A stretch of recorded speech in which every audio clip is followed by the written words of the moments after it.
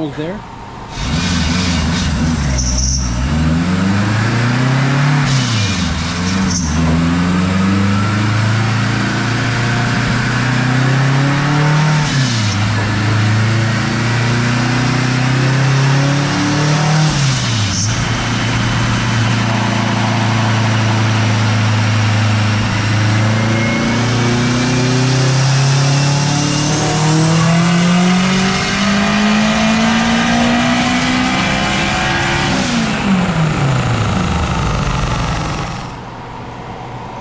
Damn. God damn. Hey, that's what Mario made. Mario made 418. That pool just did 417. Did that taper off again? A little bit. Not as bad in fourth gear. Damn. Somebody said you shouldn't be making your horsepower the same as your torque. What the hell are you guys talking about? We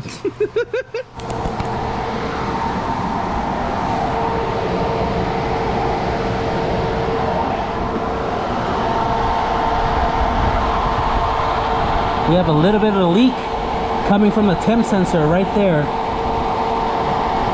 Not a big deal. Hell yeah, brother. So we are about done with the dyno tune here. Shout out to Guy for, you know what I'm saying, making numbers. I mentioned in a couple previous videos that we're not shooting for high horsepower because this is my last spare engine and I still want to keep it my spare engine. So wanted to touch 400. It made 417. I'm happy with that. Pump gas is about 13.5 pounds. Gucci. So you guys probably saw I actually drove with my passenger princess right here. This is actually the engine that was in the car when it made 600. And if you guys saw the teardown video, there was a freaking no bearing in cylinder number 3. So I brought it back here because my engine builder lives over there. So he's gonna come here, pick this up for me, and he's gonna go through the whole shebang, rebuild it, and then hopefully next year when I get this engine back into the car, a lot of things are gonna change with it.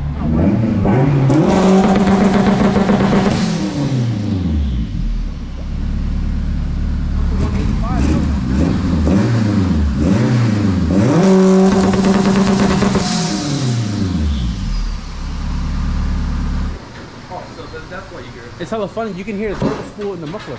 You hear the spool in the muffler? In the muffler. I was only this year old when I found out that blue coolant leaves residuals for you to know where coolant's coming from. So if you look on the billet housing, that's where it's leaking from. Simple fix. Shouldn't be a big deal to drive home. It's nice and chilly out, but golly. And where's the bolts for your pressure? Oh, it's right here on the side. Right over there. I didn't know. Okay, cool. Well, anyways, gotta fix that little leak when we get home. Not a big deal. I got extra coolant in the trunk if anything. Temperature was looking good, yeah? Yeah. Temperature was like 180s. Yeah, 180s. But yeah, looking Gucci. Hook up the drive shaft, get this thing off the dyno, and you can need a little bit longer bolt for your drive shaft. This or is that right? That's the factory bolt. Oh, okay. Yeah. The one I had on it was shorter, but that one belonged to the rear, which I didn't know. So if you look at the rear, they're 12 mil with exhaust nuts. If you guys know. Don't question me nothing, okay? E-brakes down? I don't know.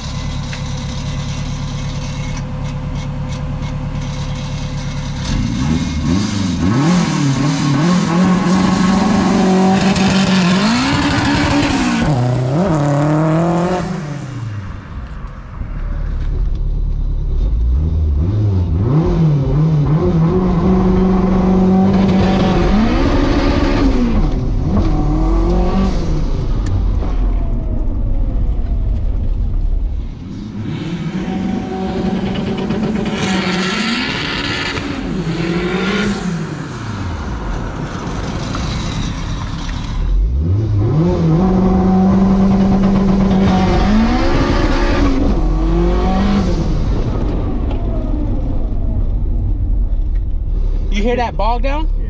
Yeah, I did the same thing at the track. I went, I got a clutch kick to come back in. It's like it just needs way more RPM. Yeah, to ride it out. but I don't. Yeah, but you can't do it on the stock motor. Yeah. It'll do good like this. No, I mean that one right there was fun. Yeah. I didn't have the clutch kick out. That one came in like didn't came in. That's good enough for me. I was talking to Stars. How Stars drives his. He fucking. Because on an all-wheel drive car, I read on Facebook that you have to ride first gear out a little bit to stay in the boost. Yeah. Stay in the boost and get the wheel speed up. Because as soon as you hit second, it's such a load. It fucking bogs it. Yeah.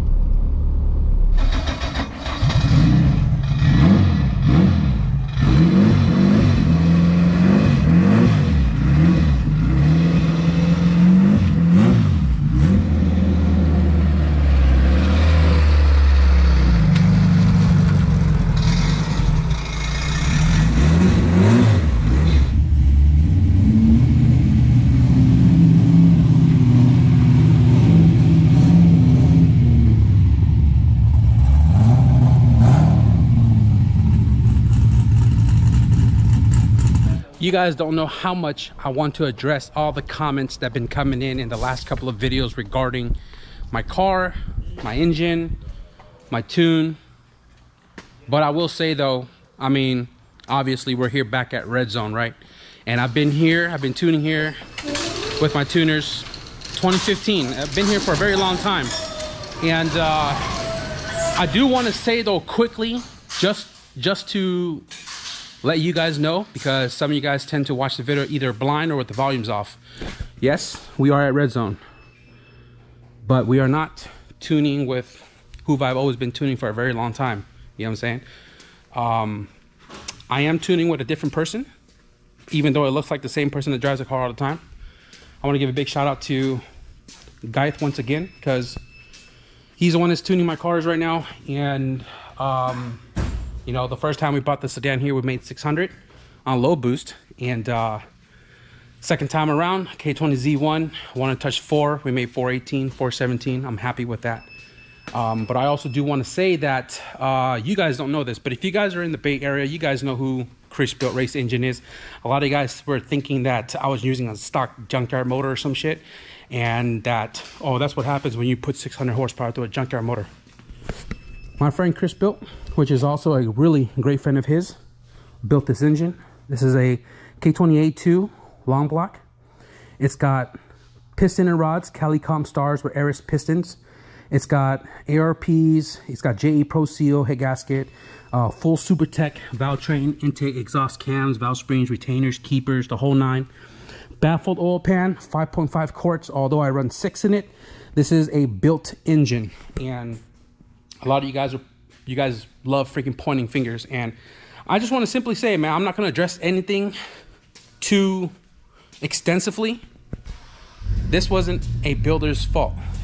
The freaking bearing literally left the chat, and after doing a lot of research and talking around, a lot of big guys who build engines for a lot of these sport front-wheel drives and the outlaw cars out here in the racing world have had issues with the same bearings that was used in this engine. Although my builder has used this bearing for a very long time, this is the first time he's ever seen anything like this. If you guys haven't seen the video where I took the pan off and the bearing was completely gone, it's the first time he's ever seen it, the first time I've ever seen it.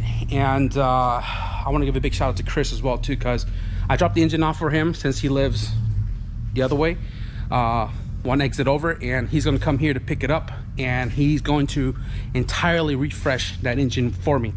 New rod bearings, 4 new rods, a new crank, and he's going to take care of me. So big shout out to Chris for, you know, telling me to bring it over so he can square it up. So that engine, I don't care how long it comes back, because when it does come back, we're going to be changing engine management and all kind of stuff. We'll talk more about it when we get into it. But I just want to simply say though, a lot of you guys like to point fingers at a lot of things, and you guys, a lot of you guys, some of you guys are tuners yourself, some of you guys are engine builders. I get it. I'm not taking anything as negativity. Everything I do read, I take it into an account. But I talk to my guys. We're all in the same group. We're all in the same friends. They're all very, these guys are all, they know what they're doing. And what happened with my engine, it's not a tuner's fault. It's not an engine builder's fault.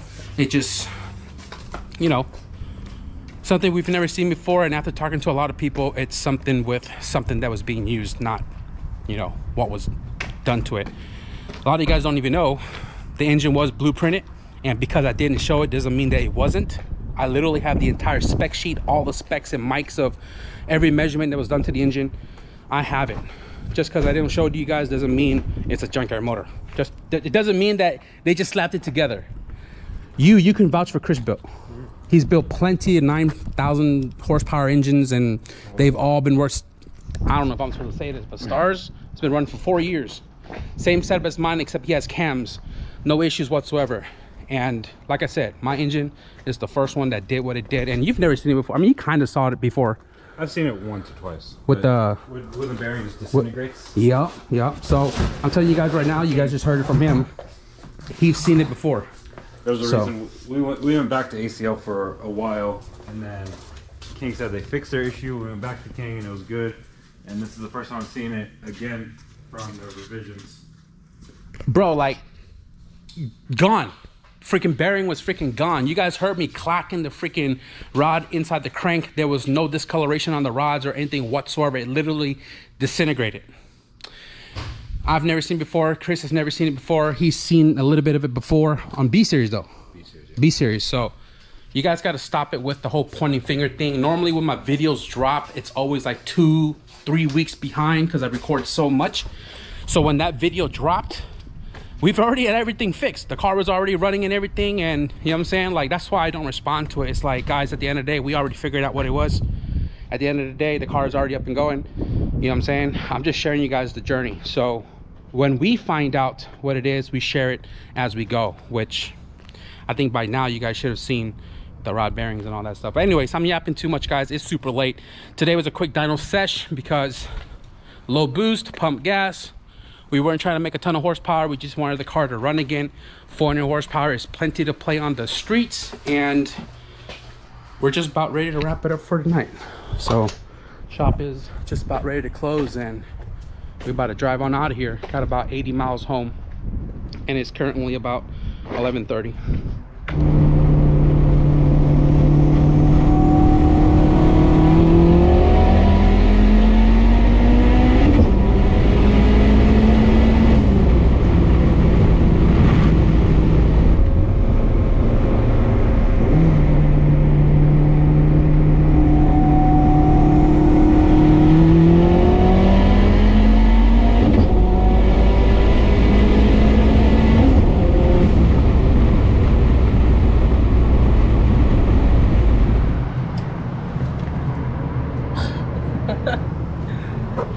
Just my luck, guys.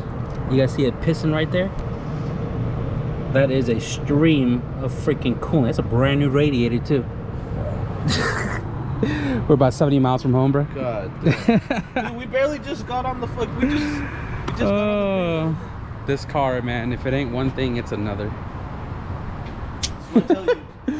Guys, we moved the car all the way back here and it pissed out the rest of the coolant. But shout out to Guy, man. Talk about, literally was just hanging out at the shop when we left already, and he was on the phone cupcaking. So he went inside the shop and he found some quick steel. So this right here, I normally carry it on the go, and I don't know why I took it out of my bag, but quick steel, you take a piece of it, you know, you mix it together, and this is like JB Weld but clay version. And then what I did here was I did 3 patches. You guys probably can't see it. Hold on real quick. So down here you can see I patched the pinhole. So I did first round, second round, a third round, and it is actually pretty hard on there right now. So I do have I have like maybe barely half of a coolant jug right there, because I always carry extra. And then you got this guy. He was like, let me see what I can gather up. Look at this. Guys, this right here should help us make it home. So we're just gonna go ahead and fill it up and get it all kind of sort of bled out, and hopefully we make it home. We still got about, from here it's like 70 miles, so I have faith. Quick.